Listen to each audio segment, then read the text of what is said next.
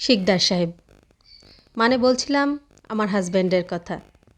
শীত গ্রীষ্ম বর্ষা আবহাওয়া যাই থাকুক না কেন, প্রতিদিন সকালে নাস্তার সাথে ওনার এক কাপ চা চাইই চাই। চা ছাড়া যেন ওনার দিনটি শুরুই হয় না। ওনার ভাষ্যমতে যেন তেন চা হলে চলবে না, চা হতে হবে একেবারে স্পেশাল, যেন সকালে এক কাপ চা খেলে সেই চায়ের স্বাদ সারা দিন মুখে লেগে থাকে। দুর্দান্ত এরকম একটি চায়ের রেসিপি আজকে নিয়ে এসেছে স্নিগ্ধা লাতাস কিচেন। এরকম চা প্রেমীদের জন্যই আমার আজকের রেসিপি। এছাড়াও আমার বাসায় যত মেহমান আসে, আমার বানানো এই চাটি খেয়ে সবাই প্রশংসায় পঞ্চমুখ। আমার কাছে সবচেয়ে রিকোয়েস্টের রেসিপি ছিল এই চা। অনেক দিন থেকেই রেসিপিটি দিব ভাবছিলাম, কিন্তু সেভাবে দেওয়া হয়ে উঠছিল না। আমার বাসায় যত মেহমান এসেছে, চা খাওয়ার পরে সবাই এই রেসিপিটি চেয়েছে। এটি কিন্তু কোনো স্পেশাল চা না, কোনো মশলা চা, দম চা বা তান্দুরি চা, এটা না। খুবই সিম্পল একটা চায়ের রেসিপি, সেটি আজকে আমি আপনাদের সাথে শেয়ার করব। আর শুধু দুধ চা না, যাদের রং চা পছন্দ তাদেরও চিন্তার কোনো কারণ নাই। মশলাদার একটি রং চায়ের রেসিপিও আপনাদের সাথে শেয়ার করব। তো চলুন চা প্রেমীদের জন্য চায়ের রেসিপিটি দেখে নেওয়া যাক।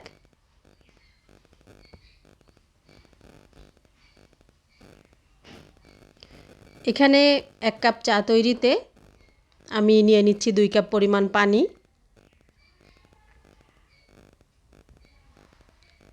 দুই কাপ পানি দিয়ে দিচ্ছি চায়ের জন্য।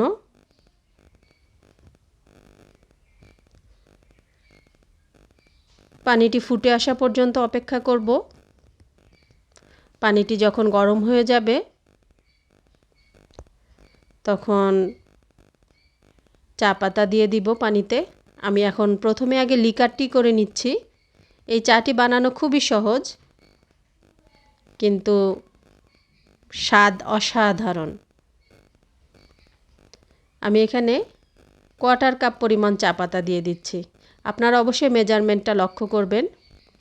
আমি যে চায়ের লিকারটি তৈরি করব, চা পাতা একটু বেশি দিতে হবে। 1 কাপ চায়ের জন্য আমি 1/4 কাপ চা পাতা ব্যবহার করছি। আর চায়ের লিকারটি বের হওয়ার জন্য 5 মিনিট পরিমাণ আমি জাল করে নিব। চায়ের লিকারটি 5 মিনিট জাল হয়ে গেলে এখানে আমি একটি কাপ নিয়ে নিয়েছি, আর কাপে দিয়ে দিচ্ছি 2 টেবিল চামচ গুঁড়ো দুধ। গুঁড়ো দুধ দিয়েই এই চাটি খুবই মজার হয়। যে কোনো দুধ, ফুল ক্রিম মিল্ক দুধ আপনারা ব্যবহার করতে পারেন।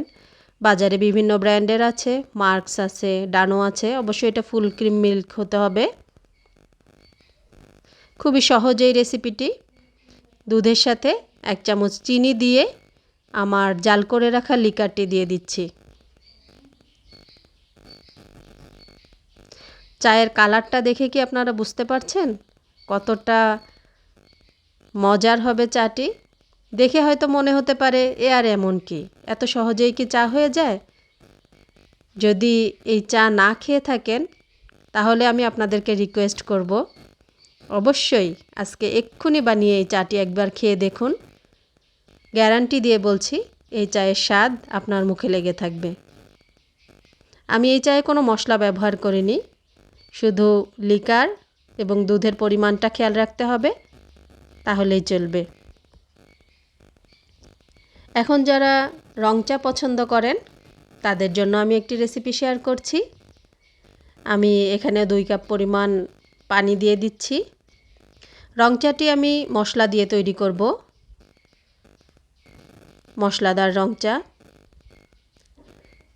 পানিটি আমি এখানে প্রথমে ফুটানোর জন্য দিয়ে দিয়েছি। আর এখানে মশলার জন্য আমি নিয়ে নিয়েছি এলাচ, কয়েকটি লবঙ্গ, 2টি তেজপাতা আর 1 টুকরো আদা। আদাটিকে আমি এখানে একটি ছেঁচনির সাহায্যে একটু থেতলে নিব। কেটে না দিয়ে একটু থেতলে দিলে আদার রসটা খুব ভালোভাবে বার হয়ে যায়। 1 চামচ পরিমাণ আদা এখানে আমি পানিটি ফুটে আসলে পানির সাথে দিয়ে দিচ্ছি। আমি 3টি এলাচ নিয়েছি। এলাচগুলোকে এভাবে একটু মুখটা ফাটিয়ে দিলে খুব সুন্দর একটি ঘ্রাণ বার হয়। 3টে এলাচ দিয়েছি, 2টি তেজপাতা এবং কয়েকটি লবঙ্গ। এটি চায়ের খুব দুর্দান্ত একটি ফ্লেভার নিয়ে আসে। মশলাসহ পানিটিকে আমি 4-5 মিনিট পরিমাণ জাল করব, যাতে মশলার ঘ্রাণটা পানির সাথে মিশে যায়। মশলাটি পানির সাথে খুব ভালোভাবে জাল হয়ে গেলে আমি এখানে চা পাতা অ্যাড করব। আমরা সবাই জানি যে রং চায়ে খুবই সামান্য পরিমাণ চা পাতা ব্যবহার করতে হয়, না হলে তিতা হয়ে যাবে। যেহেতু এখানের সাথে কোনো দুধ মেশানো হয় না। চা পাতা দেওয়ার পর আমি আর 3-4 মিনিট জাল করব, তাহলেই হয়ে যাবে দুর্দান্ত স্বাদের একটি রং চা।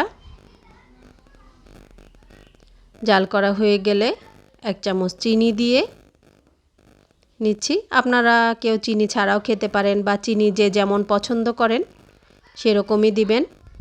এখন লিকারটি ছেঁকে নিয়ে নিচ্ছি। অনেকেই শুধু এই মশলাদার চাটিও খেতে পারেন, আর যারা একটু লেবু দিয়ে খেতে পছন্দ করেন, আমার কাছে তো 1 টুকরো লেবুর রস হলে খুবই ভালো লাগে এই চাটি খেতে। আর যারা লেবু ছাড়া খান তারা এভাবেই মশলাদার চাটি খাবেন। আর যারা একটু লেবু দিয়ে পছন্দ করেন, 1 টুকরো লেবুর রস দেওয়ার পরে দেখেন চায়ের সম্পূর্ণ কালারই পাল্টে গেছে। খুবই সুন্দর দুর্দান্ত একটি কালার এসেছে দেখেন। তো যারা চা প্রেমী আছেন আমার এই রেসিপিটি ফলো করতে পারেন।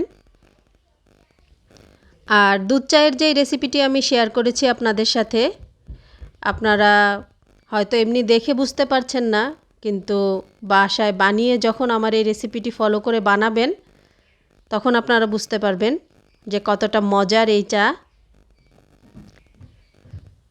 আর যাদের রিকোয়েস্ট ছিল চায়ের রেসিপিটি, আমার এই গোপন রেসিপিটি আপনাদের সাথে আজকে শেয়ার করলাম, তারা হয়তো পেয়ে যাবেন। যারা আমার বাসায় এই চা খেয়েছেন তারা সবাই জানে যে কতটা মজার এই চা। আমার এই ছোট্ট চ্যানেলটিকে আপনারা সাবস্ক্রাইব করে আমাকে আরও সামনের দিকে এগিয়ে নিয়ে যাবেন, ফলো করবেন। আজকে এই পর্যন্তই। আল্লাহ হাফেজ।